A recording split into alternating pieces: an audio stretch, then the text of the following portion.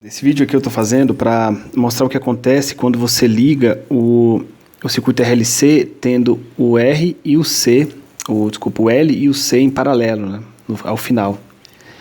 Então, ele é um vídeo mais complementar aos que tinham antes, né? Então a ideia aqui, tá vendo? Eu ligo aqui. Então esse aqui é o V1, né? Você tem o resistor, o indutor e o capacitor. E esse aqui é o V2, né? Certo?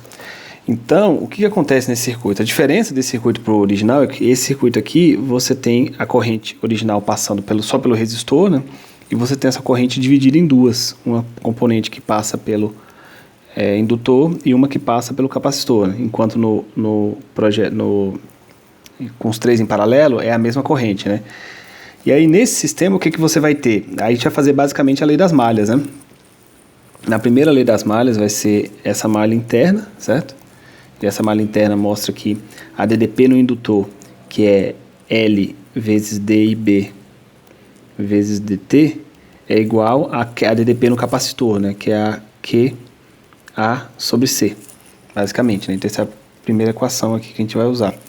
E é simplesmente lei das malhas, viu, gente? Atenção. E isso aqui também é igual ao V2, né? Isso aqui é igual ao V2, que a gente vai medir no sistema. Então o V2, ele representa tanto o QA, o Q na parte de cima, né, quanto o DDT de IB, a derivada da corrente na parte de cima. Essas coisas são iguais, a menos, né, de uma constante multiplicativa, né, que depende dos elementos. A outra equação que a gente vai usar é a lei das malhas geral, né, que diz que o V1 menos V2 é igual a R vezes I. E esse RI eu vou escrever como sendo R vezes IA mais IB. Tudo bem? E aí, beleza. Então, como é que eu vou encontrar essa equação? Que equação que eu vou usar para resolver, né? Então, primeiro, eu tenho que fazer o seguinte, ó. Eu tenho aqui o IB nessa equação aqui, né? Então, eu vou simplesmente escrever o meu V2, né? Deixa eu escrever assim, ó. V1 vai ser igual a V2 mais RI, tá? E eu vou escrever isso aqui, RI, né? Que é igual a esse R e A mais IB. E eu vou escrever aqui que o V2 vai ser QA sobre C. Tudo bem? E então eu tenho uma equação que me relaciona aqui o meu V1, o meu QA, o meu IA. Eu só preciso de uma equação que relacione o IB. Que eu, em princípio, não sei. Porém, eu sei quanto é que vale a derivada do IB, certo? Então, se eu calcular a derivada da equação 2, se eu fazer um DDT aqui nessa equação 2, né? O que eu vou ter? Eu vou ter que a derivada do V1 vai ser igual o R vezes a derivada do IA mais R vezes a derivada do IB dt, né? Mais 1 sobre C vezes a derivada do QA. Isso aqui, gente, é simplesmente eu vou escrever isso aqui, ó, essa derivada segunda, essa derivada da corrente, como assim a derivada segunda da carga, né? D quadrado de QA dt quadrado, tá? E esse cara aqui, ó, eu vou substituir para esse valor aqui. Então, quando eu pegar essa expressão, vai ficar assim, ó. DDT de V1 vai ser igual a... vou colocar aqui R vezes D quadrado, QA dt quadrado, mais R vezes 1 sobre LC, certo? Vezes QA, se eu não errei nada, né? Isso mesmo, né? O IB passou L dividindo, beleza. Mais 1 sobre C d dt de QA. Tudo bem? E aí essa equação aqui, deixa eu colocar ela um pouquinho, deixa eu colocar esse cara aí um pouquinho, tudo um pouquinho para cima aqui para poder caber, né? Um pouquinho para cima. E essa aqui eu vou colocar também um pouquinho para cima. Eu vou reescrever aqui embaixo, eu vou isolar o R, vou escrever isso aqui, né? D quadrado de QA dt quadrado mais 1 sobre RC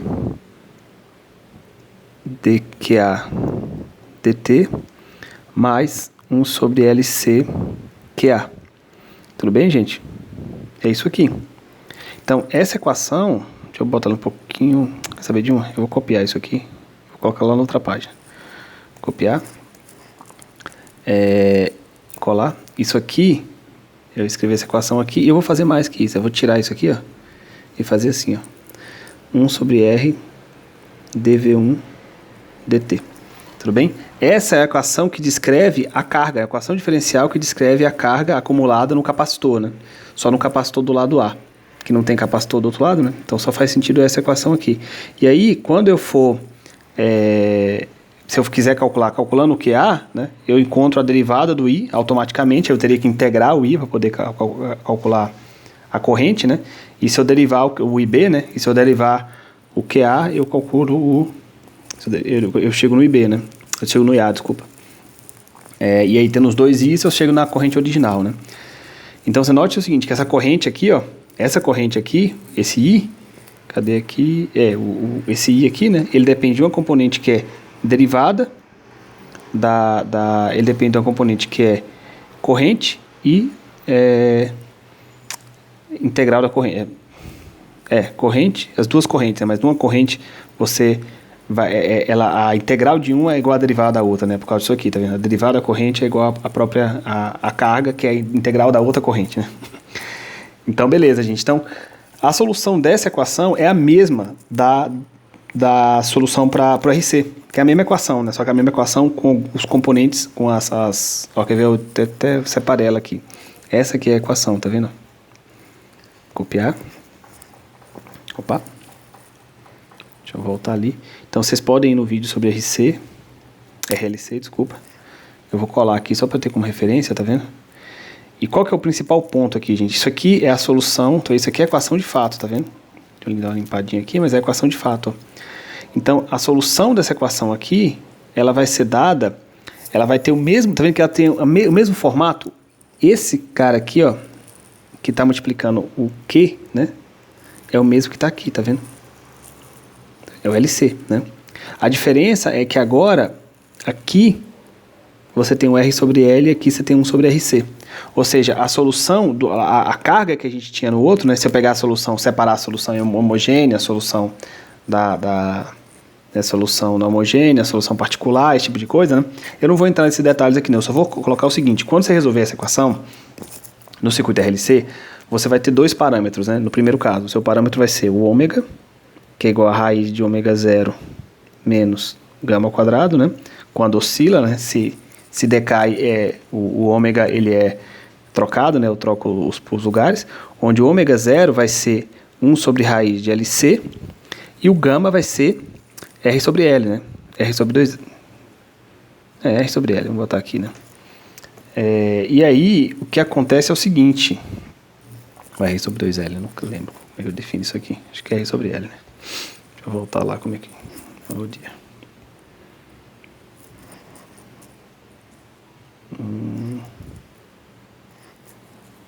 Aqui definiu como R sobre... eu vou definir como R sobre 2L, então tá bom. Então eu vou usar o mesmo tipo de lógica que eu usei aqui. Aqui vai ser paralelo, né? Então aqui o gama seria R sobre 2L, né? Só que no segundo caso você teria, né, esse para U e série, né? Em paralelo, você teria o mesmo esquema, né? Só que você teria um ômega zero igual, R sobre L, e um gama, e aí depende de como você define, né? Eu posso definir simplesmente sobre 2RC, né? Eu acho que o mais comum é usar 1 sobre RC, que é o gama tio, né? Que é o decaimento do que você tem no filtro passa-baixa, né? Filtro passa-baixo, filtro passa-alto, filtro RC.